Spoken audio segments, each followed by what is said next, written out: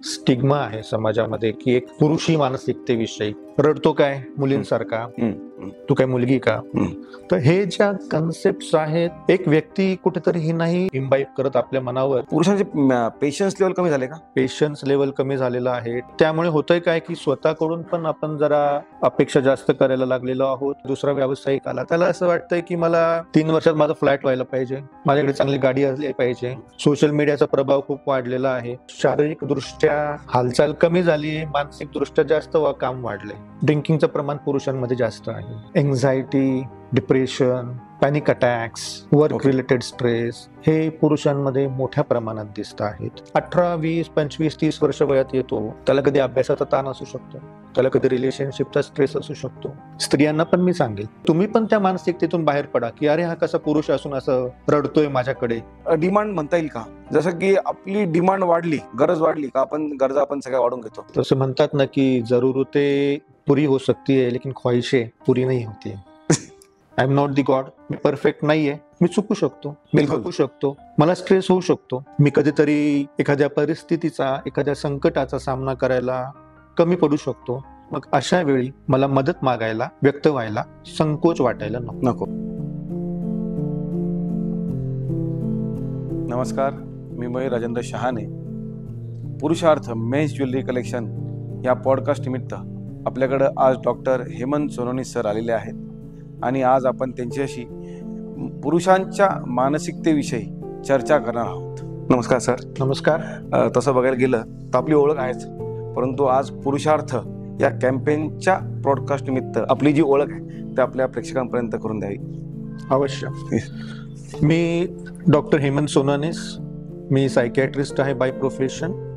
माझं MBBS आणि MD मी मुंबईला केलेलं आहे, नायर हॉस्पिटलला.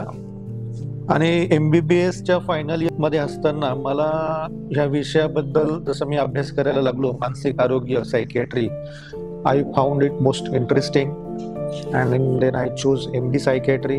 क्या बात आहे. लकीली माझ्याच पेरेंट कॉलेजला मला मिळाली सीट. त्यानंतर मग मी पुण्याला ससून हॉस्पिटलला लेक्चरर म्हणून काम केलं 1 वर्ष. And then I came back to my home town. आणि मग मागच्या 16 वर्षांपासून मी नाशिकमध्ये as a psychiatrist and as a psychotherapist काम करतो आहे. माझी टीम आहे एक चांगली मोठी. त्यामध्ये सायकोलॉजिस्ट आहेत, काउन्सिलर्स आहेत, थेरपिस्ट आहेत, लहान मुलं, मोठी माणसं, कॉलेजवयीन, young boys and girls, senior citizens, सगळ्याच वयोगटांमध्ये आणि समाजाच्या सर्वच स्तरांमध्ये जिथे जिथे मानसिक आरोग्याची गरज आहे तिथे तिथे आपण मदत करू शकावी या दृष्टिकोनातून मी हे सेटअप माझा चालवतो. आणि we are trying to match the requirements of the society. Yes sir.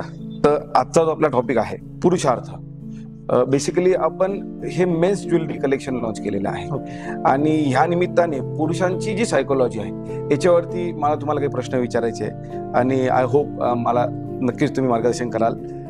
तर सध्याची पुरुषांची जीवनशैली कशी आहे, लाईक मानसिकता, राहणीमान, नोकरी, उद्योगधंदा, खानपान, वाचन, प्रवास आणि इत्यादी, या सगळ्याविषयी तुम्हाला काय वाटतं? सध्याचा जो पुरुष आहे, मी माझ्या अनुभवातून असं सांगेल की तो एका ट्रान्झिशन फेज मधून चाललेला आहे. म्हणजे जे आपल्या मागच्या पिढ्या होत्या त्या खूप असं पुरुषी dominance, male dominated family, male dominated society आणि मागच्या काही वर्षांमध्ये ग्लोबलायझेशन म्हणा, इंटरनेट, वेस्टर्न कल्चर बरोबरचा आपला कनेक्ट आणि ही जी नवीन पिढी आता जी डेव्हलप होते आहे ती थोडीशी वेगळ्या आणि स्वतंत्र विचारांची आहे. मग ही जी पिढी आहे ती थोडीशी त्याच्यातून बाहेर पडायचा प्रयत्न करते आहे, पण अजून जिथे पोहोचायला पाहिजे तिथे पोहोचलेली नाहीये.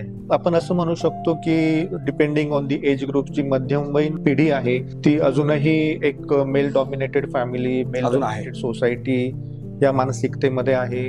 हेड ऑफ द फॅमिली, मीच काम केलं पाहिजे, मीच घर चालवतो. घरातलेही लोक सांगतात की माझ्या मुलाने हे केलं, माझ्या मुलाने ते केलं.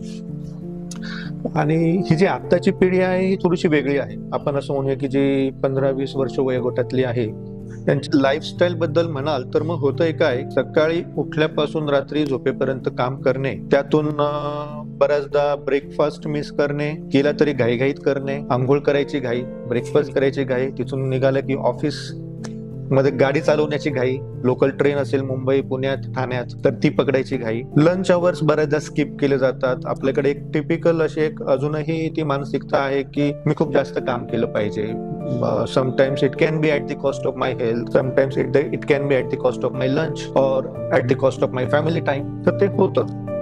आणि बऱ्याचदा सांगायला पॅकेजेस खूप छान दिसतात, तू काय करतो, मी या कंपनीत आहे, तुझं पॅकेज माझं असं पॅकेज आहे. पण जो माणूस सकाळी उठल्यापासून 9 वाजता बाहेर निघतो तो रात्री 10 वाजता घरी जेवण करून झोपायलाच.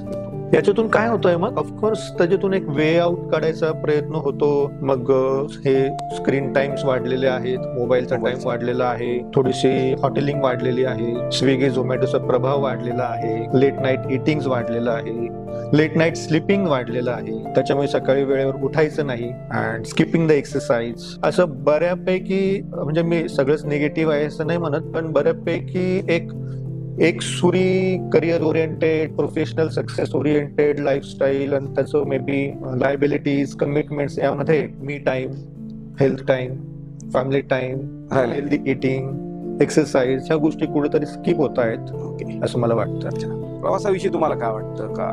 ट्रॅव्हलिंग वाढलेलं आहे. ट्रॅव्हलिंग दोन्ही प्रकारचे वाढले. ओके.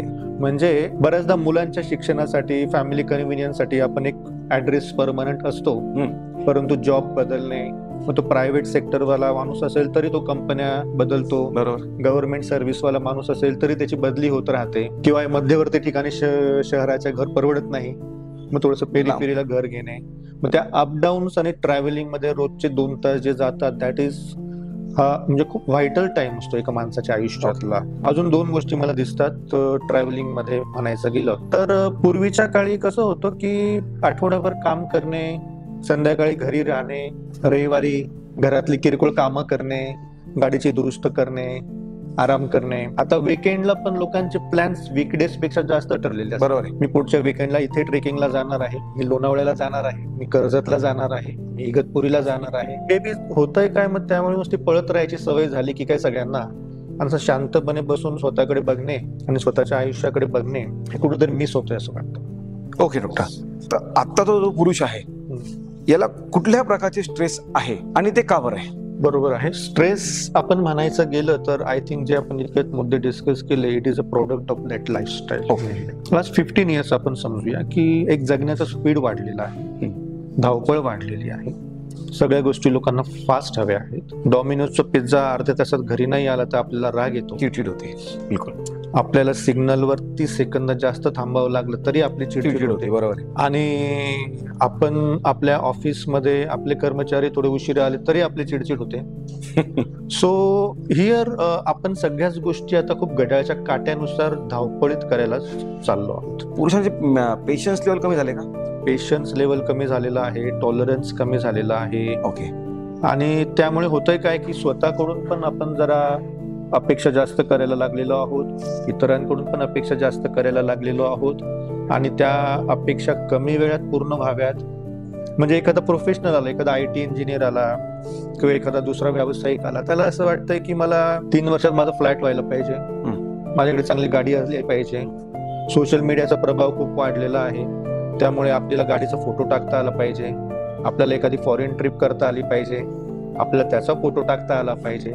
हे असं एक प्रकारचं टेक्नॉलॉजी, धावपळ, फास्ट स्पीड ऑफ लाईफ आणि पर्सनल टाइम कमी, सोशल मीडियाचं क्रेज, तिथे शेअर्स, लाईक्स आणि त्यामध्ये स्क्रीनवर जास्त टाइम, ह्या सगळ्या गोष्टींमधून मी असं म्हणेन की एक शारीरिक दृष्ट्या हालचाल कमी झाली, मानसिक दृष्ट्या जास्त काम वाढले. म्हणजे उलट असायला पाहिजे, शरीराची हालचाल जास्त पाहिजे आणि मन शांत पाहिजे. आता लोकांचं डोकं कंटिन्युअस चालू असतं आणि शरीराची हालचाल मात्र नाही, बसल्या जागी सगळ्या गोष्टी स्क्रीनवर सगळं चालू असतं. So it is affecting the, I will say, the physical health as well as the mental health. Doctor, तुम्हाला काय वाटतं, पुरुषांना व्यक्त होण्याची गरज आहे का?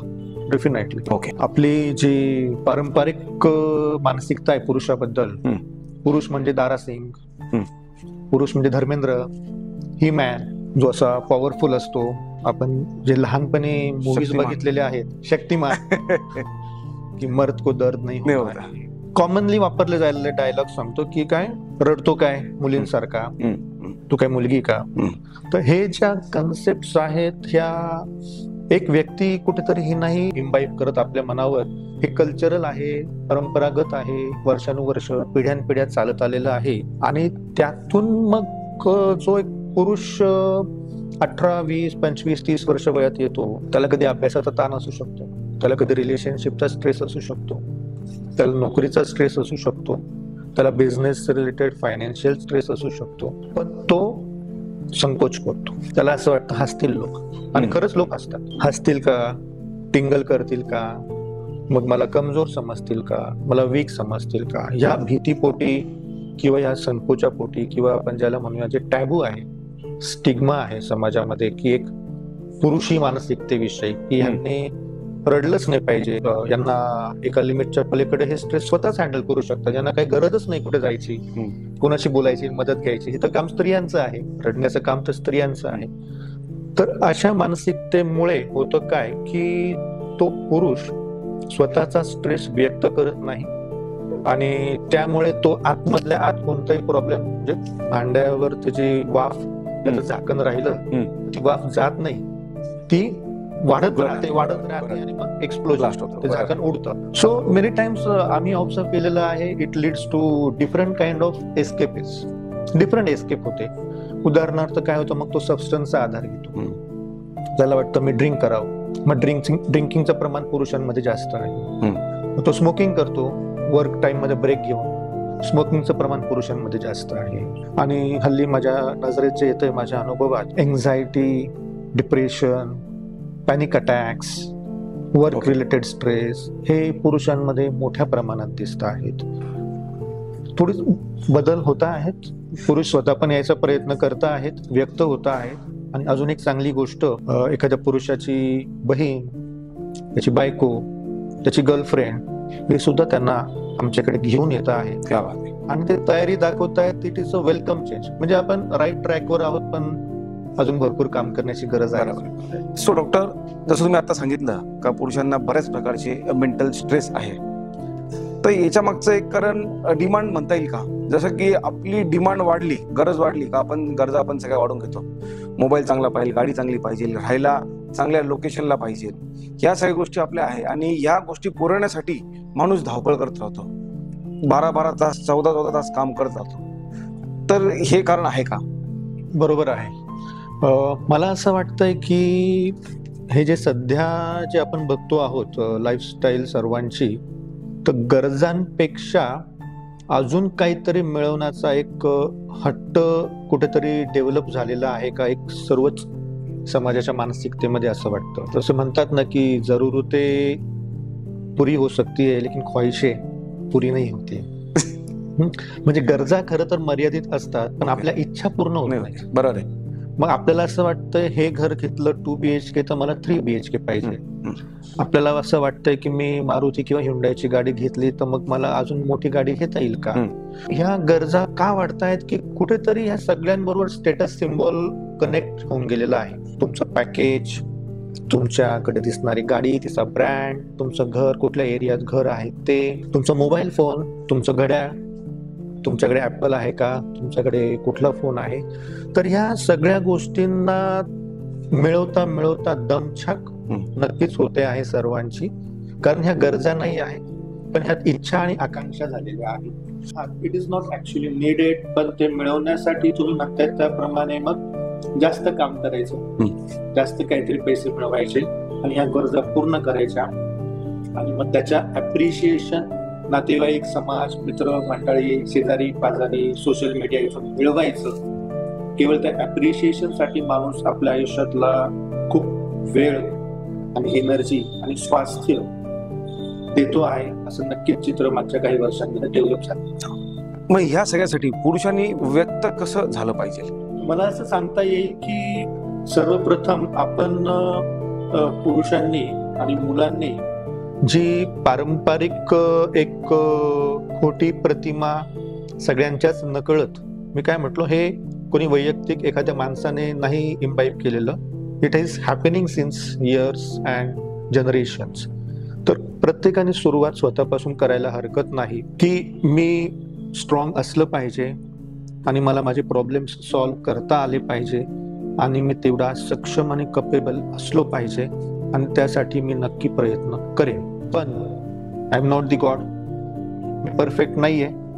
मी चुकू शकतो, मी बिलकुल. थकू शकतो, मला स्ट्रेस होऊ शकतो, मी कधीतरी एखाद्या परिस्थितीचा, एखाद्या संकटाचा सामना करायला कमी पडू शकतो. मग अशा वेळी मला मदत मागायला, व्यक्त व्हायला संकोच वाटायला नको. नको. राईट. मग मी कोणाशीही बोलेन. मला माझ्या पत्नीशी हा विषय शेअर करायला संकोच वाटायला नको. मी काही त्याच्याने लहान होत नाही. बरोबर. तिला अडचण वाटली, तिने माझ्याबरोबर शेअर करावं. मला अडचण वाटली, मी तिच्याबरोबर शेअर करावं. आपली आपली कम्फर्ट लेवल शोधावी. प्रत्येकाची कम्फर्ट लेवल कुठे असते? 1-2 फॅमिली मेंबर्स, कधी पेरेंट्स, भाऊ बहीण, पती पत्नी, एखादा जवळचा कझिन असतो, 1-2 जवळचे फ्रेंड्स असतात, एखादा कलिग असतो आपल्या कामाच्या ठिकाणचा, ज्याच्यावर आपला विश्वास असतो की हा मला समजून घेईल. You identify your close core people, 2 or 3 of these, and don't hesitate to share everything which you want to share. दुसऱ्या साईडनी पण मी सल्ला देईन, तुम्हाला जर एवढा विश्वास दाखवून कोणी तुमच्याबरोबर शेअर करत आहे तर एक लिसनिंग इयर आपल्याला देण्याची मानसिकता आपणही डेव्हलप करावी. की अरे काय तू, चल एवढं काय टेन्शन घेऊ नको, आपण काय बायका आहेत का? ही मानसिकता पण ऐकणाऱ्याने बदलली पाहिजे. स्त्रियांना पण मी सांगेल की एखादा तुमचा पुरुष मित्र, तुमचा भाऊ, तुमचा नवरा तुमच्याबरोबर काही शेअर करत असेल तर तुम्ही पण त्या मानसिकतेतून बाहेर पडा की अरे हा कसा पुरुष असून असं रडतोय माझ्याकडे. नाही, पुरुष रडू शकतात. तर हे पुरुषांनी स्वतःबद्दल, आपल्या आजूबाजूच्या पुरुषांबद्दल आणि इव्हन स्त्रियांनी पण आपल्या आजूबाजूच्या पुरुषांबद्दल ही मानसिकता एकदा डेव्हलप केली की मग ते व्यक्त करणं सोपं होऊन जातं. कारण आपल्याला माहिती असतं की मला ऍक्सेप्ट केलं जाईल, मला समजून घेतलं जाईल. बरोबर. आणि मग तो तिथून पुढे फ्री होण्याची प्रक्रिया चालू होते. परफेक्ट. पुरुषांच्या व्यक्त होण्याने सामाजिक आणि कौटुंबिक कुठले बदल घडतील? पुरुषांच्या व्यक्त होण्याने बदल घडतील स्वतःपासून, वैयक्तिक स्तरावर, रिलेशनशिप, कौटुंबिक स्तरावर, त्याच्या व्यावसायिक जीवनात आणि ऑफकोर्स हे सगळं मिळून कलेक्टिव्हली पूर्ण समाजामध्ये. कारण जेव्हा एखादी व्यक्ती व्यक्त होते त्यावेळी तिचा स्ट्रेस असेल किंवा जेन्युइन डिप्रेशन सारखा एखादा मानसिक आजार असेल तर त्याच्यावर सोल्युशन काढायला तो तिथे सुरुवात करतो आहे. मग एक general day to day life मधला स्ट्रेस असेल तर त्याला त्याची जवळची व्यक्ती गाईड करते. अजून काही जास्त असेल तर त्याला पुढे एखाद्या एक्सपर्टकडे कसं जायचं, मेंटल हेल्थ एक्सपर्टकडे ते गाईड करू शकते. त्याच्याने त्याचं वैयक्तिक स्वास्थ्य जसं इम्प्रूव्ह होतं. म्हणजे काय इम्प्रूव्ह होतं? मी मगाशी म्हटल्याप्रमाणे फिजिकल आणि मेंटल हेल्थ दोन्ही गोष्टींवर त्याला मदत होते. जे आता आपण खूप कॉमनली बघणारे आजार आहेत, हायपर टेन्शन म्हणजे हाय बीपी, डायबिटीस, कोलेस्ट्रॉल किंवा हे स्थूलपणा, हे बरेचसे या स्ट्रेस फॅक्टर हा यांच्यामध्ये कारणीभूत असतो. हे कमी होऊ शकतात. डिप्रेशन, एन्झायटी, पॅनिक अटॅक्स हेही आजार खूप जास्त होण्याच्या आत ते कमी होण्याची शक्यता वाढते. व्यसनाधीनता कमी होते. त्याच्यातून निर्माण होणारे इतर कौटुंबिक, फायनान्शियल कॉम्प्लिकेशन्स कमी होतात. त्या माणसाचं मानसिक स्वास्थ्य वाढतं. म्हणजे त्याचं घरातलं वागणं, बोलणं, त्याच्या मुलांबरोबरचा वेळ, त्याच्या म्हाताऱ्या आई वडिलांबरोबरचा वेळ, त्याच्या पत्नी बरोबरचा वेळ, यांची क्वालिटी वाढते. म्हणजे कौटुंबिक स्वास्थ्य वाढतं थोडक्यात. त्याची प्रोडक्टिव्हिटी वाढते. फायनान्शियली तो जास्त साऊंड होतो. त्याचं कुटुंब ऑफकोर्स गेन होतं. आणि वर्क प्लेस मध्येही त्याचे रिलेशन्स अजून इम्प्रूव्ह होतात. कारण तो बऱ्यापैकी स्ट्रेस फ्री असतो. तेव्हा त्याला इतरांशी वागणं, बोलणं, स्वतःच्या कामामध्ये लक्ष घालणं चांगलं जमतं. So he is more happy at his work place. The people working with him are more happy with him. So overall त्याची वैयक्तिक, कौटुंबिक, व्यावसायिक सर्व स्तरांवरची मानसिकता इम्प्रूव्ह होते. स्वास्थ्य इम्प्रूव्ह होतं आणि इनडायरेक्टली समाजाचं स्वास्थ्य. थेंबे थेंबे तळे साचे, त्याप्रमाणे एका पुरुषामुळे एवढी मोठी चेन, पॉझिटिव्ह चेन तयार होते. So if many men start doing it, it will be vastly beneficial for the society. Doctor, सध्या पुरुषांनी मानस उपचार तज्ञांची मदत घ्यावी का, किंवा कशी घ्यावी? मी असं म्हणेन, जेव्हा हा डे टू डे लाईफ मधला स्ट्रेस असतो तेव्हा नॅचरली प्रत्येकाने आधी स्वतःच्या स्तरावर तो हँडल करायला प्रयत्न केले पाहिजेत.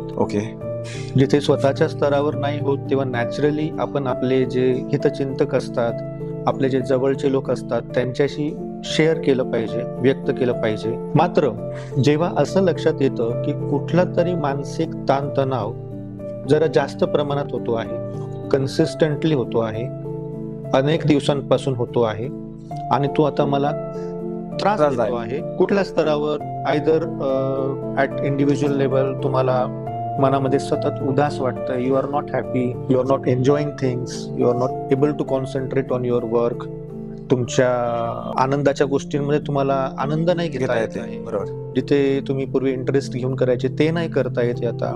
किंवा असं म्हणता येईल की तुम्हाला असं जाणवतं आहे की काही गोष्टी खूप कंटिन्युअसली माझ्या मनामध्ये निगेटिव्ह स्तरावर चालू आहेत आणि मी प्रयत्न करूनही आणि माझ्या जवळच्या लोकांनी मला मार्गदर्शन करूनही मला बाहेर नाही पडता येत आहे, तर तुम्हाला मग तिथे एक्सपर्टची मदत घेतली पाहिजे.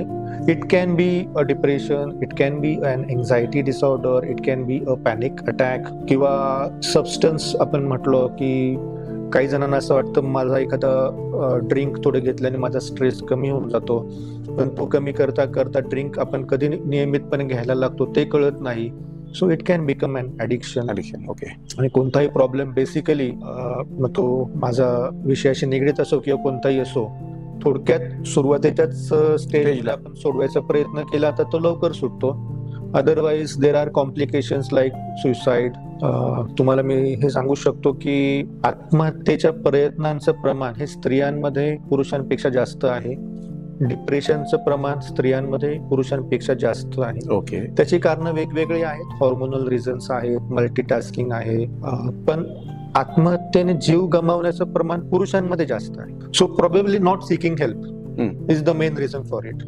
त्यामुळे definitely when there is something wrong, you are not happy, something is bothering you, you should seek help from a mental health expert. कधी कधी काय होतं की आपण ज्याच्याशी बोलायला जातो त्यालाही कदाचित लक्षात येत नाही की इथे काय ऍक्शन घेतली गेली पाहिजे. त्यालाही कधी कधी असं वाटतं की जाऊ दे, तूच प्रयत्न कर, काही टेन्शन घेऊ नको, हळूहळू होऊन जाईल. पण सगळ्याच गोष्टी हळूहळू होत नाहीत. ओके. आणि जेव्हा समोरचा माणूस सांगतो तूच प्रयत्न कर, तुझ्या डोक्यातून काढून टाक, तर हा माणूस म्हणतो मी तर करतो आहे प्रयत्न, पण जात नाही म्हणून तर तुम्हाला विचारतोय. बरोबर आहे. So sometimes seeking help from the professional is very important. आणि आजच्या टेक्नॉलॉजीमध्ये सगळ्याच गोष्टी आपण बोलतो, social media addiction, screen addiction, सगळंच काही निगेटिव्ह नाही आहे. बिलकुल. लकीली तुम्ही गुगलवर कधीही टाईप केलं psychiatrist in my area, psychologist in my area, तुम्हाला लगेच 2-4 नावं भेटतात, फोन नंबर भेटतो, ऍड्रेस भेटतो, गो अँड टॉक. बिलकुल. कधी कधी तुम्ही एखाद्या परक्या शहरात एकटेच नोकरी करत असतात, तुमच्या ओळखीचं कोणीच नसतं. माझ्याकडे समजा कलकत्त्याचे, ओडिसाचे इथे नोकरी निमित्ताने आलेले, किंवा HL सारख्या ठिकाणी जे देशाच्या कानाकोपऱ्यातून येऊन बरोबर आहे डिफेन्स सेक्टर मध्ये काम करणारे, किंवा देवळाली कॅम्पला आर्मी मध्ये सर्व्हिस करणारे, ते येतात, त्यांना कोणीच माहित नसतं. They search on Google, they reach to me. तर मदत घ्यायची एकदा ठरवलं की मार्ग सापडतात, हे शोधा. हा, आणि एक दुसरा मात्र उलटा, आणि जे लोकल असतात त्यांना असं वाटतं कसं काय जाऊ मी माझा तो प्रश्न होता पुढचा, का बऱ्याच वेळा काय होतं, आपण मानसोपचार तज्ञ म्हणलं का समोरचा घाबरून जातो, का आता आपण आपल्या कलिगला कसं सांगायचं का मला याची हेल्प लागते. येस, बरेच लोक असतात ज्यांना असं वाटतं की मी तिथे गेलो, कोणी ओळखीची भेट, बरोबर आहे, लोक काय म्हणतील, एंट्री करताना पण काही विचार करतात, आणि मदत तर घ्यायची असते बऱ्याचदा, पण एक स्टिग्मा वाटतो की लोक काय म्हणतील. तर मी असं सांगेन की मदत घेणे, मानसोपचार तज्ञांकडे जाणे, याच्यात कुठल्याही प्रकारचा कमीपणा नाही. हे सर्व जणांनी आता ऍक्सेप्ट करण्याची वेळ आलेली आहे. कारण तुम्ही गेले नाही म्हणजे प्रॉब्लेम नाही असं त्याचा अर्थ होत नाही. घरात काहीतरी पसारा असेल, त्याच्यावर चादर टाकून दिली म्हणजे झालं असं नाही, ते तिथेच आहे. चादर काढल्यावर ते तिथेच दिसणार आहे. So you have to address that problem. म्हणजे तुमच्या मनामध्ये जो प्रॉब्लेम आहे तो एक्सपर्ट कडे जाणं हे का गरजेचं आहे, मी इतक्यात सांगितल्याप्रमाणे. तुम्ही लवकर गेलात, लवकर बाहेर पडा, उशिरा गेलात, कॉम्प्लिकेशन होईल. So don't hesitate. खूप लोक येतात आमच्याकडे, मी सांगू शकतो, आमच्याकडे भेटायला अपॉइंटमेंट्स मिळत नाहीत. आम्हाला भेटण्यासाठी भरपूर वेळ लोकांना थांबावं लागतं, रिक्वेस्ट करावी लागते की आम्हाला लवकर अपॉइंटमेंट द्या. सो काही जणांना जे वाटतं की कसं जायचं, सो पीपल कम फक्त बाहेर बोलत नाहीत. समजा मॉलमध्ये अचानक तुमचे जे कार्डिओलॉजिस्ट भेटले तर तुम्ही लगेच जाऊन ओळख करून द्या, हे बघा हे आमचे कार्डिओलॉजिस्ट. तुम्ही आमची ओळख करून द्या, हे बघा हे आमचे सायकियाट्रिस्ट, आम्ही सगळे काही प्रॉब्लेम झाले की यांच्याकडे जातो. असं नाहीये, पण आपल्याला त्या दिशेने प्रवास करण्याची गरज आहे. मला असं वाटतंय की याच्याबद्दलचा स्टिग्मा काढणं गरजेचं आहे. डॉक्टर, आतापर्यंत बऱ्याचशा प्रश्नांवरती तुम्ही उत्तर दिले, परंतु एक फार महत्वाचा प्रश्न आहे. आत्ताचा पुरुष बदलत चाललाय. आत्ताचा पुरुष हा त्याच्या घरामध्ये हातभार लावतोय, लाईक बायकोला किचनमध्ये मदत करणे, काय त्याचबरोबर मुलांना शाळेत सोडवणे, शाळेतनं आणणे, मुलांच्या शाळेमध्ये काही मुलांबद्दल डिस्कस करायचं असेल तर तिथं जाणे. पहिले कसं होतं का पहिले सगळं आईच बघायची किंवा लेडीजच बघायच्या घरातल्या या सगळ्या गोष्टी, किंवा भाजी आणायला जाणे. पण आजकालचा पुरुष जो आहे हा त्याच्या वाईफला, त्याच्या बहिणीला, त्याच्या आईला हा हेल्पिंग हँड म्हणून मदत करतो. तर तुमचं काय म्हणणं आहे याविषयी? I think it is a welcome change. Okay, it is a positive change. आणि मुलीला तयार करणे, लहान मुलांना आंघोळ घालणे, शाळेत सोडायला जाणे, घ्यायला जाणे, किंवा अगदी पत्नीला किचनमध्ये कामामध्ये हेल्प करणे, जेवढी शक्य होईल तेवढी मदत करणे. I think these are welcome changes. आणि बदल हा एका रात्रीत घडत नसतो. आपण असं म्हणूया की ह्या गोष्टी बदलायला हव्यात, जेव्हा आपण म्हणतो हे ऑलरेडी घडत आहेत. जास्त करून मला हे दिसत आहेत मोठ्या शहरांमध्ये, मेट्रो सिटीजमध्ये, आणि ग्रामीण भागात कदाचित अजून थोडंसं याच्यावर व्हायला पाहिजे बदल. पण मी म्हटल्याप्रमाणे ही प्रक्रिया असते, ही हळूहळू पर्कोलेट होईल, हळूहळू तिथेपर्यंत पण पोहोचेल. आणि जी मेल डॉमिनेटेड ट्रॅडिशनल मानसिकता आहे की स्त्री आणि पुरुष दोघंही जण नोकरी करत असतील तरी दोघांनी घरी आल्यानंतर पुरुषाने पेपर वाचणे, मॅच बघणे, आणि बायकोने परत दुसऱ्या भूमिकेत जाऊन चहा बनवणे दोघांसाठी, तर हे कुठेतरी बदलतं आहे. पुरुषही चहा ठेवायला तयार आहे, पुरुषही भाजी कापून द्यायला तयार आहे. I think these are welcome changes. आणि मला असं वाटतंय एक नॉन कॉम्पिटिटिव्ह, याच्यामध्ये मी करेल की तू करेल अशी मानसिकता नका ठेवू, असं त्याचा अर्थ ठेवू नका, असं मी सगळ्यांना सांगेल. कॉम्पिटिशन नका करू की मी हे केलं तर तेवढं केलंच पाहिजे. I think non competitive but complementing each other, supporting each other, sharing the responsibilities should be an idea. आणि त्या दृष्टीने कुटुंबाची वाटचाल झाली तर ते सर्वांच्या दृष्टीने सुखकर आहे. मयूर सर, आपण माझ्या विषयाबद्दल तर बोललो, आणि पुरुष, त्यांची मानसिकता, त्यांचा स्ट्रेस आणि बदलती जीवनशैली किंवा अजून काय बदल व्हायला हवेत हे आपण बोललो. तर मला हे पण दिसतं की माझ्याकडे हल्ली बरेच पुरुष येतात, पण स्वतःचे प्रॉब्लेम्स घेऊन येतात. मी म्हटल्याप्रमाणे त्यांची मैत्रीण, त्यांची पत्नी पण त्यांना घेऊन येते काउन्सिलिंगसाठी माझ्याकडे. माझी पत्नी स्वतः डर्मेटोलॉजिस्ट आहे, तर तिच्याकडे बरेच पुरुष आणि मुलं ॲक्ने, फेशियल ह्या सगळ्या ट्रीटमेंटसाठी जातात, पण लेझरसाठी. तर मला असं वाटतं की you are in this profession, हा तुमचा ज्वेलरी व्यवसाय आहे. तुमच्याही संपर्कात पूर्वी जसं स्त्रियाच दागिने घ्यायला यायच्यात, तसं पुरुषांचं राहणीमान, त्यांच्या अपेक्षा, इव्हन ज्वेलरी बद्दलची त्यांची मानसिकता, तुम्हालाही काही बदल जाणवत आहेत का? बिलकुल. असं बघायला गेलं तर पहिले फॅशन म्हणलं तर हा लेडीजला लागून एक शब्द होता का लेडीजच फॅशन करू शकतो. पण आज बघायला गेलं तर हाच पुरुष देखील फॅशन करतो. ज्वेलरी सेगमेंटमध्ये म्हणायला गेलं तर ज्वेलरीसाठी पुरुषांचा कल वाढत चाललाय. लाईक ज्वेलरीच्या चेन असतील, सोन्याचे चेन, सोन्याचे ब्रेसलेट, त्याच्यानंतर अंगठ्या, आणि एक प्रकारे जसं मग तुम्ही बोललाय एक स्टाईल आणि स्टेटमेंट सिम्बॉल झालेला आहे ज्वेलरी. त्यामुळे पुरुषांचा कल जो आहे नॉट ओनली म्हणजे हाय एज, तर मिडियम एजचे मुलं जे आहे किंवा यंग एजचे पोरं आहेत त्यांना देखील सोन्याचं खूप अट्रॅक्शन आहे. बेसिकली बघायला तर अट्रॅक्शन आणि एक प्रकारची इन्व्हेस्टमेंट पण होऊन जाते. त्यामुळे गोल्डकडं पुरुष मंडळी पण एक चांगल्याच नजरेने आता सध्या बघायला लागली आहे. छान आहे. म्हणजे पुरुषांनी पण छान राहणं आणि त्यांना छान फील होणं यासाठी काही गोष्टी केल्या पाहिजेत. I think this is a positive message. पूर्वी एक वाक्य आपण नेहमी म्हणायचो की पुरुषाचं सौंदर्य त्याच्या कर्तृत्वात असतं आणि स्त्रीचं कर्तृत्व हे तिच्या सौंदर्यात असतं. आता मला असं वाटतंय आपण त्या ट्रॅडिशनल कन्सेप्टमध्ये बाहेर येऊन पुरुषांना जिथे आपण व्यक्त व्हायला सांगतो आहोत आणि तुम्ही व्हलनरेबल असू शकतात हे ऍक्सेप्ट करून मदत मागू शकतात हे आपण सांगू शकतो. तसंच राहणीमानात पण तुम्ही अजून स्वतःचे लाड करू शकता, बिलकुल. थोडं पॅम्पर करू शकतात. I think that is a good suggestion from you.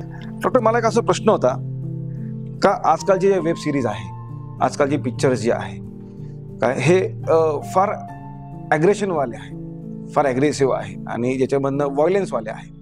तर अशा कोणत्या प्रकारचे पुस्तकं, फिल्म्स किंवा OTT प्लॅटफॉर्मवरती असणारे तुमचे सिरीज या आपण बघितल्या पाहिजे आणि काय वाटतं मला याविषयी? मी असं सांगेन की सध्याचं जे कंटेंट आहे, content is very important. Okay. सध्याचं जे कंटेंट आहे नेटफ्लिक्स, अमेझॉन या OTT प्लॅटफॉर्मवरचं, it is getting dominated by violence and sex. एवढं नेसेसरी नाही आहे. आणि होतंय काय, हे घरात टीव्हीवर बघितलं जात आहे किंवा मोबाईलवर बघितलं जात आहे. तरुण मुलींच्या हातात पण मोबाईल फोन असतात. So they are getting expose to the content which is actually not appropriate for them. तर मी असं सांगेन एक फॅमिली कल्चर डेव्हलप व्हायला पाहिजे. कंटेंट इम्पॉर्टंट आहे, आपण कुठे बघतोय, काय बघतो आहे आणि त्यानुसार ते कंटेंट घरातल्या मोठ्यांना ठरवता आलं पाहिजे, पुरुषांना पण ठरवता आलं पाहिजे, स्त्रियांनाही ठरवता आलं पाहिजे. इथे व्हायलन्स आणि सेक्स या दोन गोष्टींचं अति जास्त प्रमाणात उदात्तीकरण होणार नाही असं कंटेंट बघावं. कारण कुठे ना कुठे आपण जे बघतो, जे ऐकतो, जे कानावर पडतं ते कुठेतरी लक्षात राहून जातं and that can encourage responses in that way. Movies वगैरे बद्दल म्हणाल तर आपण जो पुरुषांच्या मानसिकतेबद्दल जे म्हणतो आहे, I think something like animal was a backward step, जिथे पुरुष हा खूप अल्ट्रा पॉवरफुल आणि स्त्री ही त्याच्या पायाशी. ही जी जुनी परंपरागत मानसिकता होती ती आता बदलत चालली आहे. खरं सांगायचं तर जे नवीन कंटेंट आहे, नवीन मूवीज आहे, नवीन जॉनर आहे, काही पुस्तकं आहेत, काही छान गोष्टी आहेत आणि तिथे आपण जे बघतो किंवा वाचतो त्याच्यामध्ये पण आपण या पुरुषी मानसिकतेविषयी स्वतःच्या मनात आणि समाजामध्ये बदल घडवायचे असतील तर ती प्रगल्भता कशी येईल हा दृष्टिकोन तुम्ही म्हणतायत त्याप्रमाणे निश्चितपणे ठेवला पाहिजे. एक उदाहरण देईल, सचिन तेंडुलकरचं आत्मचरित्र आहे. ओके. सचिन तेंडुलकरचं मी एकदा एक मोठी टुर्नामेंटच्या शेवटी, मी जेव्हा कॉलेज स्टुडंट होतो, ओके, त्याला काहीतरी मॅन ऑफ द सिरीज मिळालं होतं आणि प्रचंड गर्दी, स्टेडियम आणि सचिन तेंडुलकर बोलतो म्हणजे the entire country is watching, millions of people. आणि तेंडुलकरने तेव्हा ते ट्रॉफी रिसीव्ह करताना बोलला होता, I will like to dedicate this trophy, this award to my wife. क्या बात आहे. मला तेव्हा आवडलं नव्हतं फ्रँकली स्पीकिंग. मला असं वाटलं अरे आपण एवढे फॉलोअर्स, एवढे फॅन्स, एवढे टीममेट्स की हा माणूस फक्त स्वतःच्या घरातच क्रेडिट देतोय. बट आज अनेक वर्ष पुढे आल्यानंतर, एक मानसोपचार तज्ञ म्हणून अनेक वर्ष काम केल्यानंतर जेव्हा मी मागे वळून बघतो आणि त्याच्या आत्मचरित्रात त्याने जे लिहिलेलं आहे, ही हॅज एक्सप्लेन व्हेरी वेल त्याच्या आयुष्यातले काही डार्क पॅचेस, डिफिकल्ट टाइम्स, जे आपल्या दृष्टीने जरी तो गॉड असला क्रिकेटचा तरी सुद्धा तो कसं व्हलनरेबल होता, त्याला कसं ताणतणाव होता, कसं तो डिफिकल्टीज मधून गेला, कसं त्यावेळी त्याने त्याच्या पत्नीची मदत घेतली and how she was so helpful to become that strong Sachin Tendulkar जो आपण बाहेर सगळं जग स्क्रीनवर बघत आलेला आहे. सो आय थिंक त्याने खूप छान प्रकारे हे पुरुष जो खूप मोठा असू शकतो, खूप यशस्वी असू शकतो आणि महान पण असू शकतो, पण तरी तो व्हलनरेबल होऊ शकतो, तरी तो मदत मागू शकतो आणि तरी त्याला त्याच्या घरातली स्त्री मदत करू शकते. हे छान चित्र जे आपण रोल मॉडेल्स म्हणतो, Sachin Tendulkar has always been a role model in different ways. मला वाटतं ह्या विषयावर पण त्याने छान रोल मॉडेल तो होऊ शकेल अशा प्रकारे वर्णन त्याच्या आत्मचरित्रात केलेलं आहे. अजून काही उदाहरणं सांगायची झाली तर मासूम मधला नसीरुद्दीन शाह किंवा एक जिंदगी ना मिलेगी दोबारा या मूवी मधला ऋतिक रोशन आहे. तर हे जे उदाहरण आहे किंवा लक्ष्य मूवी मधला ऋतिक रोशन आहे की हे सगळे जे पुरुष दाखवलेले आहेत, they are talented, they are sensible, they are hardworking, they are sensitive, पण कुठेतरी काहीतरी डिफिकल्टी आलेली आहे कुणाला आयडेंटिटी क्रायसिस आहे, कुणाकडे काहीतरी चूक होऊन बसलेली आहे ती त्याला दुरुस्त करता येत नाहीये, मग तो स्ट्रगल करतो, त्याला उदास वाटतं, त्याला हँडल करता येत नाही स्वतःहून. Then there is his seeking help. त्याची मैत्रीण त्याला मदत करते, त्याच्यातून तो मार्ग काढतो आणि तो स्वतःची एक ओळख, जे स्वतःचं आयुष्याचा अर्थ त्याला प्राप्त होतो. तर अशा प्रकारे हे जे छान काही ठिकाणी डिपिक्ट झालेलं आहे पुरुषाची लाईफस्टाईल, की तो एकाच वेळी स्ट्रॉंग पण असू शकतो, टॅलेंटेड पण असू शकतो, पण त्याच वेळी तो व्हल्नरेबल पण असू शकतो. त्याला अडचणी पण येऊ शकतात, त्याला मदतीची पण गरज पडू शकते आणि ती व्यक्त केली, त्यांनी अडचण स्वतःला शेअर केलं तर त्यातून मार्ग काढून तो यशस्वी पण होऊ शकतो. तर असं हे जे कॉन्टेंट आहे, मला असं वाटतं आपण पुस्तकांमधून, मूवीजमधून किंवा even real life role models तुम्ही म्हणाल तर मला असं वाटतं Virat Kohli has been quite vocal about it. Okay. Quite vocal की स्ट्रेस, डिप्रेशन, की तो मी कसा डिफिकल्ट फेजमधून गेलो आणि कसं मी बाहेर पडलो आणि कशी मग मला त्या काळात अडचणी आल्या, how I am back to be my myself एक काही दिवसांपूर्वीच मी रॉबिन उत्तप्पा, आपला एक एक्स क्रिकेटर आहे Indian, a very dashing aggressive batsman होता. Robin Uthappa was an opener, पण त्याचा आता एक टाइम्स ऑफ इंडिया मध्ये मी वाचलं की ही वेंट थ्रू डिप्रेशन आणि त्याला असं वाटायला लागलं की स्वतःचीच लाज वाटायला लागली की मीही असा एवढा डाऊन होऊ शकतो का. Okay. But fortunately he sought help आणि ती हेल्प त्यांनी घेतली सायकॅट्रिस्टची, सायकोलॉजिस्टची. त्या डिप्रेशनमधून तो बाहेर पडला आणि मग त्याचा एक्सपिरियन्स त्याने सोशल मीडिया प्लॅटफॉर्मवर आणि न्यूजपेपरमध्ये शेअर केला की हो, माझ्यासारखा एक सक्सेसफुल, स्ट्रॉंग, अग्रेसिव्ह बॅट्समन पण व्हल्नरेबल असू शकतो आणि मलाही मदत लागू शकते. असे काही रोल मॉडेल्स आहेत आपल्या सगळ्यांसमोर. म्हणजे कालच मी एक रोनाल्डोचं पिक बघितलं फेसबुकवर. तर एक मोठा दुसरा युरोपियन फुटबॉलर आहे, त्याचा 5 वर्षांचा मुलगा आहे. त्याने त्याला विचारलं की dad, do you know Ronaldo? तर त्याचं रिप्लाय होतं की बहुतेक माझ्या मुलाला माहितीच नाही की मी पण एक चांगला फेमस फुटबॉल प्लेअर आहे, इतका फेमस तो रोनाल्डो आहे. तर हे असे रोल मॉडेल्स आपल्या सगळ्यांकडे आहे सेट पाहिजे, पण फक्त ह्या रोल मॉडेल्सची सक्सेस, स्टारडम, ग्लॅमर न बघता how they have gone through their bad patches, how they have gone through the struggle आणि मग त्याच्यातून मार्ग काढत, मदत घेत ते आज तिथेपर्यंत पोहोचलेले आहे. हा मेसेज मला वाटतं आपण आपल्या ह्या आजच्या डिस्कशन सर्व पुरुषांना देऊ शकतो. डॉक्टर, मैरालंकारचा पुरुषार्थ हा विचार पुरुषांच्या मनात मानसिकतेबद्दल कसा घडून येऊ शकतो? खरं सांगायचं तर मला ही तुमची कन्सेप्ट खूप आवडली. ओके. की पुरुषार्थ हा नाव पण तुम्ही दिलेला आहे. एक तर तुम्ही पुरुषांसाठी एक स्पेशल ज्वेलरी कलेक्शन आणलेलं आहे. आपण जसं म्हटलो की grooming is also okay for main, main can also do that. This is a good message. दुसरी गोष्ट तुम्ही नाव दिले पुरुषार्थ, आणि पुरुषार्थामध्ये आपण आता जे डिस्कशन केलं की तो प्रवास, की एक खोटी मॅस्क्युलाइन इमेज बिलकुल जी परंपरागत जपत आलेलो आहोत त्याच्यातून पुढे सरकत पुरुष हा भावनिक पण असू शकतो, पुरुष हा व्हल्नरेबल पण असू शकतो आणि तो सेन्सिटिव्ह पण आहे, तो विचार पण करतो, तो त्याच्या घरातल्या स्त्रीला मदत पण करतो, तो कामही करतो आणि तो स्वतः हे सगळं करताना स्वतःची काळजी पण घेतो, स्वतःला ग्रूम पण करू शकतो. आय थिंक ही जी पुरुषार्थाची नवीन संकल्पना तुम्ही कदाचित दाखवायचा प्रयत्न करत आहात ती मला खूप आवडली आणि ह्या कार्यक्रमाच्या माध्यमातून आपण पोहोचवायचा प्रयत्न करत आहोत लोकांसमोर. बिलकुल. I think that is also nice concept. Thank you doctor. तर डॉक्टर थँक्यू, धन्यवाद. तुम्ही तुमचा अमूल्य वेळ आम्हाला दिला, वेळात वेळ काढून आम्हाला सर्वांना हे जे मार्गदर्शन, अमूल्य मार्गदर्शन भेटलेलं आहे त्याबद्दल मी पुन्हा आपले आभार व्यक्त करतो. धन्यवाद. Thank you. Yes. It was my pleasure to be part of this program.